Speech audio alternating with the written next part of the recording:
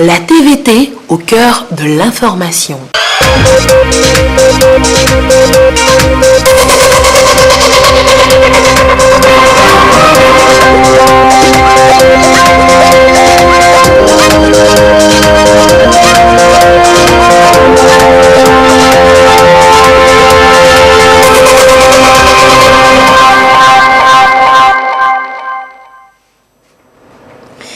Il est l'heure du journal sur la télévision togolaise. Madame, monsieur, bonsoir et voici les titres de cette édition. Quelle nouvelle variété végétale produire pour un meilleur rendement? Eh bien, la question fait l'objet d'une rencontre depuis ce matin à Lomé. Les détails sur ce projet dans ce journal. Et puis, depuis hier nuit, le Grand Thône est sous couvre-feu.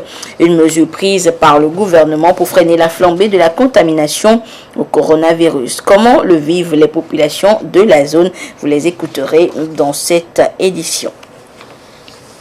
Voilà donc pour les titres. Des réflexions sont en cours depuis le début de cette semaine pour la création de nouvelles variétés végétales. Il est question d'amener les responsables des centres de recherche agricoles à élaborer des variétés homogènes et stables et qui s'adaptent bien au changement climatique et produisent de meilleurs rendements. Voyons tout cela avec Clarisse Atikler. Face au changement climatique et leurs répercussions négatives sur les rendements agricoles, de nouvelles techniques de production agricole s'imposent. Au nombre de ces techniques, la production de nouvelles variétés végétales performantes et résistantes qui permettent surtout d'obtenir de meilleurs rendements.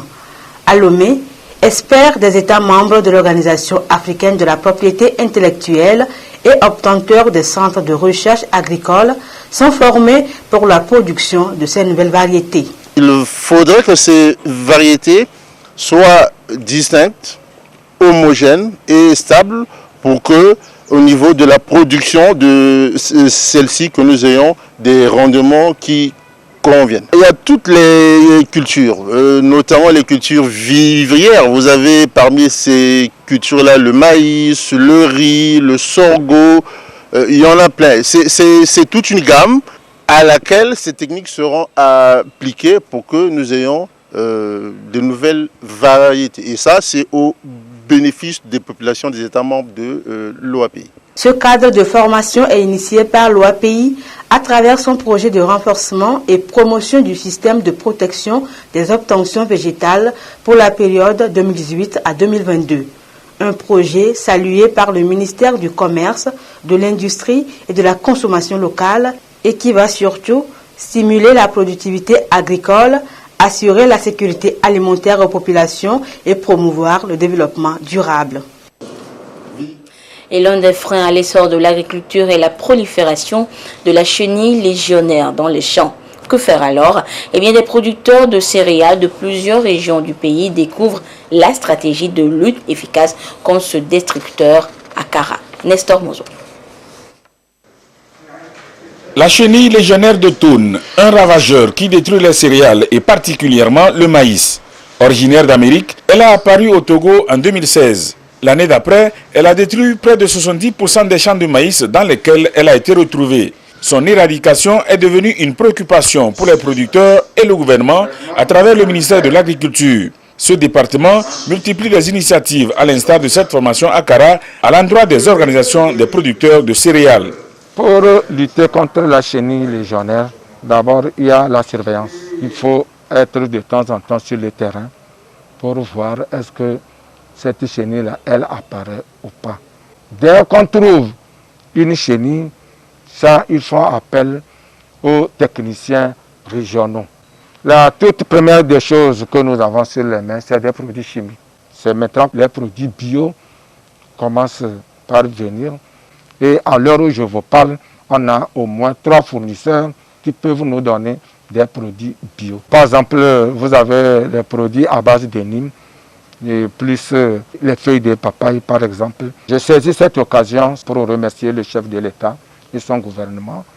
En 2016, dès que le compte a été rendu, ils ont pris rapidement les dispositions en nous appuyant avec le matériel et autres, tout juste pour combattre cette chenille.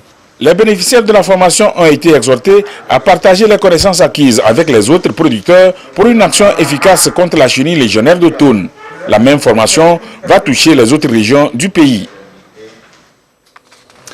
L'un des grands chantiers du gouvernement est de faciliter l'émergence rapide de pôles régionaux générateurs de croissance. Et pour cela, il est prévu un grand projet de désenclavement des zones rurales. On parle de 4000 km de pistes rurales à réaliser dans les 5 régions économiques du pays. La construction de ces pistes vise essentiellement à rendre toutes les communautés accessibles par la route. Quelle est donc l'importance de ces pistes rurales dans l'essor de l'agriculture de notre pays? Chazenambaga nous répond dans le dossier qui suit. Si la route du développement passe par le développement de la route, les pistes aménagées dans les zones rurales ne sont pas moins empruntées par les voies de la croissance socio-économique. Voilà qui donne un aperçu de la représentation des pistes rurales dans les zones reculées. Les pistes rurales sont des voies qui sont tracées pour relier les zones urbaines des zones rurales. Et à ce titre, les pistes rurales sont ce que représentent les routes bitumées, les autoroutes pour les citadins. Les pistes rurales sont d'une très grande importance pour les zones de grande production agricole, particulièrement pour la région des savanes, qui est l'un des greniers de notre cher pays, le Togo. En tant que grenier, les zones à forte production agricole, à l'instar de la région des savanes, doivent être reliées aux centres urbains de grande consommation. Les pistes rurales, une fois bien aménagées, jouent un rôle très important dans le secteur agricole. Elles sont en amont et en aval de la production comme voie d'approvisionnement en intrants et de commercialisation des récoltes. Même si les producteurs ont la terre, ils ont besoin des intrants, notamment les engrais, les insecticides, les herbicides, etc. Tout ce qui concourt à augmenter la production, c'est par ces pistes rurales que les techniciens arrivent où le gouvernement arrive à rapprocher ces intrants-là. De plus, les pistes rurales permettent aux techniciens du ministère de l'Agriculture de pouvoir aller vers les producteurs pour partager avec eux les itinéraires techniques qu'il faut pour pouvoir augmenter ou améliorer leur production. Produire en quantité et en qualité, puis écouler la marchandise, c'est créer de la richesse pour booster la croissance économique au niveau local. Voilà pourquoi, pour son nouveau quinquennat, le président de la République veut faire plus et mieux. Il mise sur l'émergence rapide de pôles régionaux générateurs de croissance. Pour cela, il est prévu un gros chantier de désenclavement des zones rurales avec un réseau de 4000 km de pistes dans les 5 régions économiques du Togo. La construction de ces pistes vise à rendre toutes les communautés accessibles par la route pour faciliter l'essor d'entreprises rurales. Autre bonne nouvelle, selon la revue anglaise Lloyd's List, le port autonome de Lomé est classé 2e port de transbordement en Afrique de l'Ouest. Une performance qui est le résultat des efforts consentis par l'État togolais et ses partenaires. Quelques atouts du port autonome de Lomé relevés ce soir dans ce dossier signé Dodo Haré. Port autonome de Lomé. Numéro 1 du golfe de Guinée avec un tonnage de marchandises de plus d'1 million de tonnes depuis 2017. La plateforme portuaire se positionne dans les 5 meilleurs ports de transbordement en Afrique en 2019. Deuxième dans la région subsaharienne avec 1,5 million de conteneurs traités pour cette période. Un exploit relevé dans le dernier classement de Lloyd's List, éminente revue anglaise spécialisée dans les questions maritimes. Dans le classement, le port de Lomé vient derrière ceux de la Tanga Med au Maroc, 39e mondial avec 4,8 millions de conteneurs traités. Le pays vient également derrière le port Saïd en Égypte avec 3,86 millions de conteneurs, Durban d'Afrique du Sud avec 2,16 millions de conteneurs et Alexandrie d'Égypte avec 1,81 million de conteneurs. Les ports comme Mombasa de Kenya et Lagos du Nigeria sont derrière le Togo dans le dit classement. Principal canal d'échange du pays avec l'extérieur, le port autonome de Lomé sert aussi de relais stratégique non seulement pour les pays enclavés de la sous-région ouest-africaine, mais également pour de nombreux pays africains dans le golfe du Guinée. Les défis relevés en matière de transbordement placent automatiquement le port autonome de Lomé, premier port de transbordement d'Afrique de l'Ouest. Grâce à la mutation progressive de ces infrastructures et aux réformes notamment dans la digitalisation, le port de Lomé devient progressivement un pôle de logistique d'excellence avec une efficacité garantie. Et avec la compétitivité des prix, la transparence, la sécurité et la qualité des services portuaires, la plateforme est davantage sollicitée. La Mediterranean Shipping Company, par exemple, choisit le port de Lomé comme un de ses points stratégiques majeurs pour le déploiement de son nouveau service de fret flexible dans le monde. Le terminal de Lomé est donc le seul point de stockage stratégique choisi sur le continent africain. L'institution s'appuie sur les ressources du port de Lomé pour éviter les coûts de stockage élevés et permettre aux importateurs en provenance de l'Asie de stocker leurs conteneurs dans les centres de transbordement de Lomé. Depuis 2010, le port de Lomé a enregistré la plus forte connectivité de transfert maritime en Afrique subsaharienne. Leader en matière de transport et logistique, l'infrastructure envisage de porter le trafic containerisé à 4 millions, conformément à la vision du PND, celle de faire du Togo un hub logistique de premier plan dans la sous-région à l'horizon 2022. Le pays tend vers cet objectif vu ses performances qui placent le port de Lomé comme l'un des meilleurs aux côtés d'autres plateformes portuaires en Asie, au Moyen-Orient, en Europe et en Amérique. Face à la flambée de cas de contamination au coronavirus dans le Grand Thône, le gouvernement a pris samedi dernier une batterie de mesures pour circonscrire le mal. Et parmi ces mesures restrictives à portée sanitaire figure un couvre-feu qui va de 20h à 5h du matin à compter d'hier, dimanche 17 janvier 2021, jusqu'à nouvel ordre. Alors, comment s'est déroulée la première nuit de couvre-feu dans le Grand Thône? Notre équipe de reportage sur place a fait un tour de la ville de Dapaon et de ses environ avant et pendant l'heure du couvre-feu. C'est un dossier signé Chaznan Paga. Nous sommes ici au quartier Bojopal à Dapaon, dans la préfecture d'Automne. Il sonne 19h ce 17 janvier 2021. Dans 60 minutes exactement, ce sera le début du couvre-feu. C'est l'heure pour les derniers achats et beaucoup de boutiques ferment déjà sur cette avenue commerciale pour se conformer à la mesure du gouvernement à haute portée sanitaire. Je suis en train de rentrer, on est à moins une heure du temps, mais il faut vite arriver à la maison pour ne pas tomber dans les embuscades. C'est pourquoi j'ai pris ma décision, vite rentrer, rester avec ma famille. Oui, effectivement, c'est une bonne mesure. Avant tout, c'est la santé. Quand on a la santé, on a tout le temps de faire ce qu'on veut. Mais s'entêter, ce n'est pas bien. Donc la mesure du gouvernement est la bienvenue. C'est une bonne chose pour nous et que c'est pour protéger la population. Il y a un couvre-feu aujourd'hui, ça commence à partir de 20h. C'est pour ça, déjà 19h, on a déjà commencé à arranger. Il faut que le couvre-feu aussi soit respecté. C'est pour ça qu'on ferme avant 20h pour pouvoir atteindre la maison avant les 20h. Le gouvernement fait l'effort de pouvoir nous épargner de cette pandémie. Donc nous sommes fiers de ça. Je ferme ma porte avant 20h pour respecter l'ordre de couvre-feu. C'est une très bonne chose pour qu'on ne tombe pas dans la maladie. C'est une bonne chose pour nous.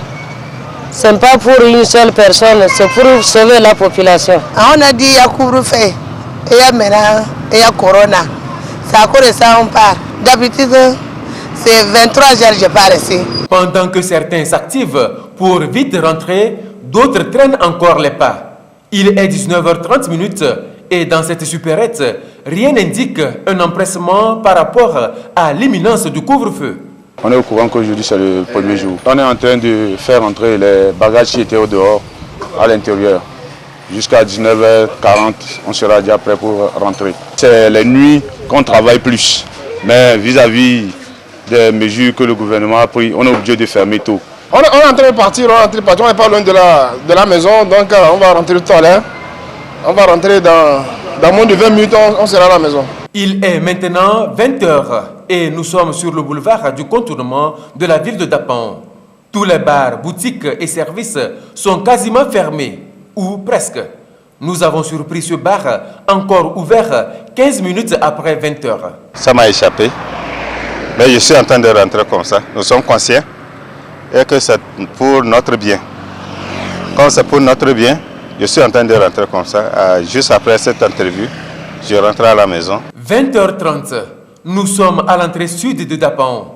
Ici, la force spéciale mixte anti-pandémie Covid-19 FOSAP est déjà à l'œuvre pour faire respecter le couvre-feu avec un seul mot d'ordre, la sensibilisation. 17h, 18h, vous quittez pour aller à la maison. Vous avez compris, non? À l'heure là, on ne veut voir personne dehors. Vous avez compris? Vous avez compris? Oui, prochainement là, on ne va pas vous laisser. C'est bon? Oui. Merci beaucoup. Ils nous ont demandé si on savait qu'il y a couvre-feu. On a dit oui. Ils disent pourquoi ça a l'air là, il faut rentrer. Bon, on les a dit que non. C'est la moto qui nous a créé problème. Sinon, nous-mêmes, 20h là, on serait déjà chez nous. Ils nous ont donné conseil. Ils ont dit bon, que ça ne se répète pas. À 21h, le préfet de Thônes vient prêter main forte à la FOSAP pour sensibiliser les retardataires comme cette dame qui revient de l'hôpital. Alerté, on se dirige vers Touaga dans la banlieue nord-est de Dapan. En réalité, cette boutique abrite dans son arrière-cour un bar. Surpris, les plus jeunes, une dizaine environ, battent en retraite. Ici aussi, la sensibilisation a prévalu pour expliquer le bien fondé de la mesure du couvre-feu édictée par le gouvernement qui est de rompre rapidement la chaîne de contamination du coronavirus qui a connu une flambée sans précédent dans le Grand Thônes avec 117 cas confirmés du 1er au 17 janvier 2021. Et il est vrai donc que ces derniers jours, les cas de contamination ont considérablement augmenté. Et l'une des raisons évoquées justement est le relâchement dans le respect des mesures barrières édictées par le gouvernement, notamment le port de masque et le lavage régulier des mains. Quel est le constat sur le terrain, le constat réel? Eh bien, Silver Abdou est allé aux nouvelles et c'est dans la région des Plateaux. Après les classes, les voici sur le chemin de la maison sans cache-nez. Rares sont ceux qui l'ont porté pour se rendre chacun chez lui. Ce constat est observé partout, dans les marchés tout comme dans les lieux publics.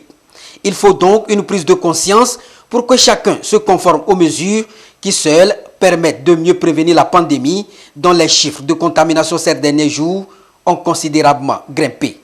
Comme on l'avait débuté et tout le monde se donnait à fond pour pouvoir se prévenir contre la maladie au niveau des hôpitaux, au niveau des marchés. Chacun doit se donner en utilisant chaque fois leur cache-nez. On doit savoir que la maladie est réelle. Donc on doit appliquer les gestes barrières pour protéger notre vie. Les gens doivent mesurer l'ampleur de cette maladie et prendre conscience sérieusement que cette maladie-là, tant que l'État, le gouvernement, n'a pas levé les mesures barrières, nous devons continuer toujours par respecter ces mesures-là.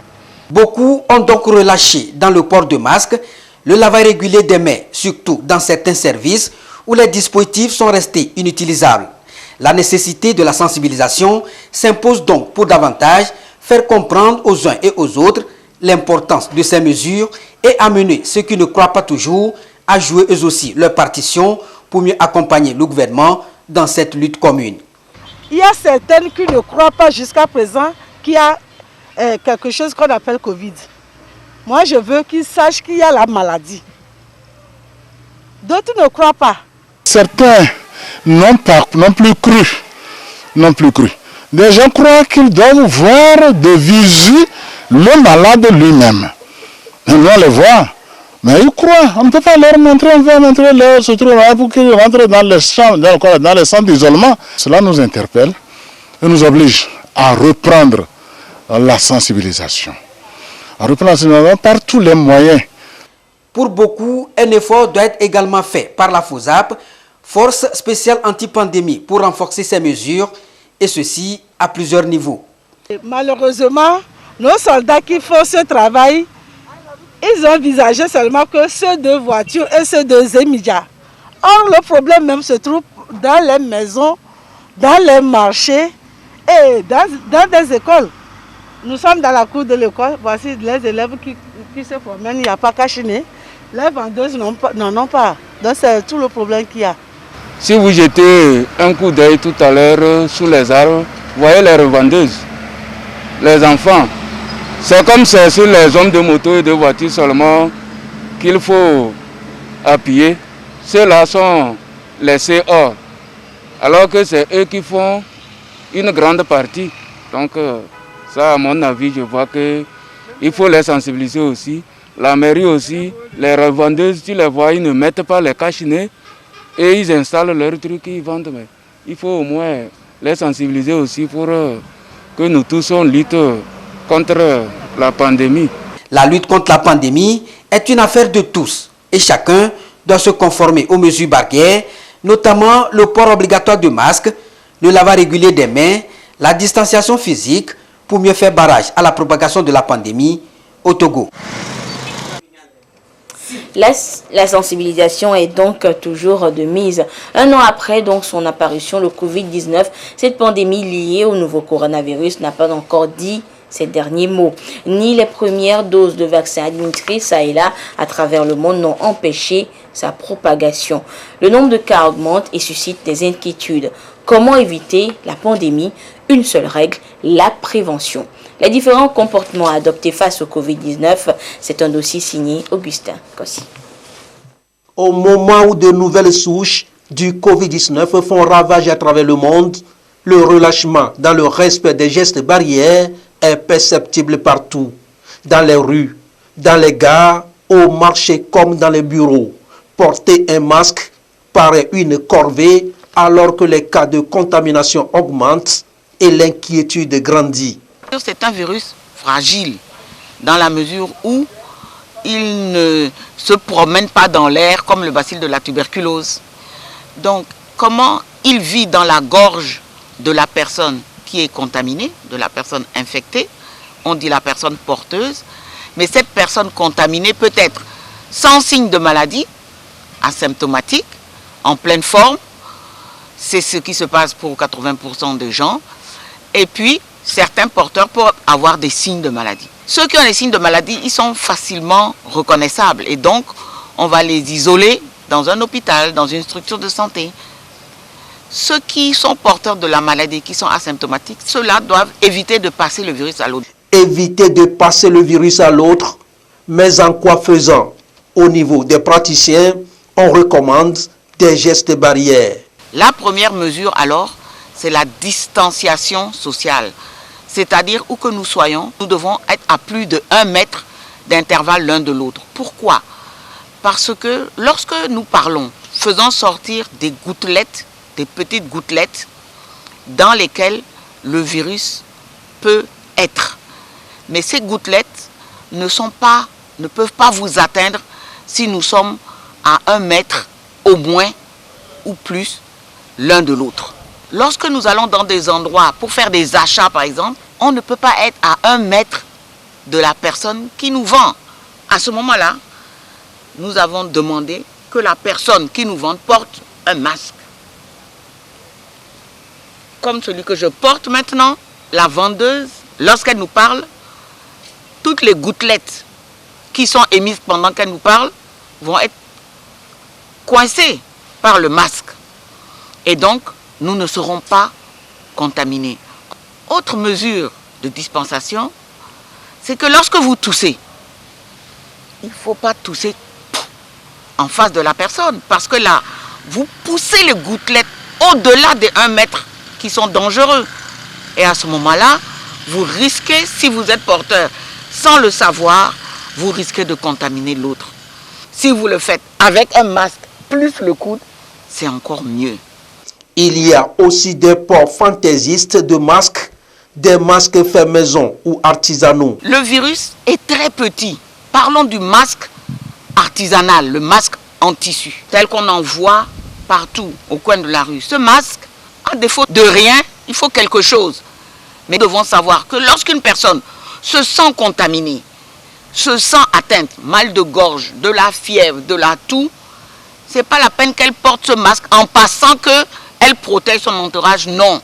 Parce qu'avec la toux, le virus va pouvoir traverser ce masque et contaminer l'autre. Le masque, il faut bien le porter, il faut couvrir le nez et la bouche. Parce que le virus est dans toutes les voies respiratoires, donc dans le nez, dans les narines et dans la gorge. 80% des individus guérissent de façon tout à fait naturelle. Mais une vie est une vie, nous devons nous battre pour que ceux qui sont infectés ne passent pas dans les formes graves. Le chiffre des contaminés évolue de façon vertigineuse à travers le monde. La course au vaccin s'intensifie et des stratégies vaccinales se définissent. Mais les moyens de prévention les plus sûrs restent la discipline et le respect des mesures barrières. Et on le rappellera jamais assez. Et je donne à présent la situation de la pandémie au nouveau coronavirus Covid-19 au Togo à ce jour du lundi 18 janvier 2020-2021. La situation de la pandémie au nouveau coronavirus se présente comme suit au Togo. Le nombre de cas confirmés est de 4324. 22 nouveaux cas depuis hier. Le nombre de personnes guéries est de 3785. 10 nouveaux guéris depuis hier. Le nombre de cas actifs s'élève à 465 et le nombre de décès est de 74. On enregistre malheureusement un nouveau décès depuis hier. Et c'est un communiqué signé par le ministre en charge de la Santé, le professeur Moustapha Mijiawa. Et parlons toujours de la pandémie. Sachez qu'une équipe des experts de l'Organisation mondiale de la santé est arrivée en Chine depuis le 14 janvier dernier. Elle va ainsi procéder à une enquête sur l'origine même du nouveau coronavirus, un an après son apparition à Wuhan, une métropole chinoise. Mais les contraintes imposées par la Chine semblent dire qu'elle retarde à volonté les enquêtes sur l'origine du virus. Pourquoi? Décryptage ce soir avec Augustin Kossi. Après plusieurs jours d'incertitude, les experts de l'Organisation mondiale de la santé posent leurs valises à Wuhan, berceau présumé du nouveau coronavirus. Ils sont chargés d'enquêter sur l'origine du virus. Une visite jugée sensible pour Pékin, soucieux d'écarter toute responsabilité dans cette pandémie qui a fait déjà plus de 2 millions de morts dans le monde. Ils mèneront des recherches conjointes avec les scientifiques chinois sur les origines du Covid-19. Cette visite intervient alors que la Chine ferait face à une flambée de nouvelles infections au coronavirus dans le nord-est. Un feu vert chinois donné un an après l'annonce du premier décès chinois. Et depuis, le pays semble parvenir à éradiquer la maladie sur son sol au moment où les États-Unis et l'Europe font face à de nouvelles souches variantes du Covid-19. Le président américain Donald Trump l'avait accusé d'avoir dissimulé l'étendue du foyer initial de contamination. Il a appelé par le passé à une enquête transparente et qualifie le nouveau coronavirus du virus chinois. Les États-Unis critiquent les termes de la visite selon lesquels les scientifiques chinois devraient procéder à la première phase de recherche. L'itinéraire de la délégation de l'OMS restait inconnu. Toutes les autorisations nécessaires pour l'équipe n'auraient pas non plus été délivrées. Wuhan est-elle au programme de la visite? Crise sanitaire oblige, les experts devront se soumettre à une quarantaine de 2 semaines. Ils ne pourront se rendre à Wuhan que vers 20 janvier 2021, juste un an après la mise en quarantaine de cette métropole de plus de 11 millions d'habitants. Ce délai imposé par la Chine pour accepter une enquête indépendante ne signifie-t-il pas que les premières traces de l'infection vont être difficiles à retrouver. Pékin attend-il le départ de Donald Trump pour laisser passer les experts, pour ne pas donner l'impression d'avoir cédé à ces pressions?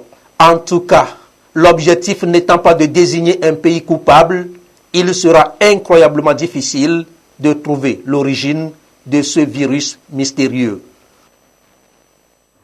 Et en attendant donc de trouver peut-être l'origine de ce virus, une règle est de mise, respectons scrupuleusement les mesures barrières donc pour éviter la maladie. Et ainsi se referme cette édition. Merci de votre fidélité à la télévision togolaise. Excellente suite de nos programmes. Au revoir.